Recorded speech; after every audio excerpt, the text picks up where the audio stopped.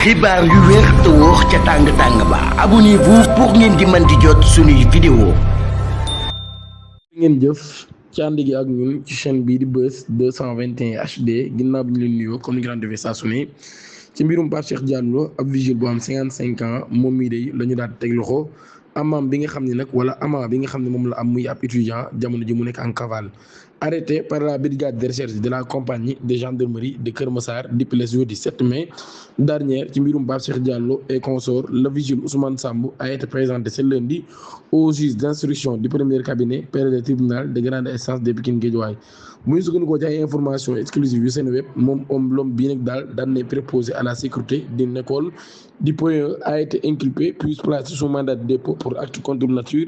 moom mii nag dina def kon guddeem bu njëkk ca kaso. Enquête bi nag daal bu gendarmerie daan nay xam ne ni moom ngi ma xam nag daal ab homme divorcé la daan nay nangu nag doon na amal ay ébats sexuels ak ab étudiant boo xam ne jamono ji mi ngi nekk en cavale. Ousmane Samb am 55 ans moom mii day di ab jugé passif wu bi maanaam kon moom jigéen la woon après ses propres aveux moom mii nag daal daan nay doon kon 93e arrestation bi nga xam ni daan nay am ci mbirum Pape Cheikh Diallo moom mi nga xam ni abou bi la woon. dañ daal ci beneen xibaar Franc moom mii day daan nay nag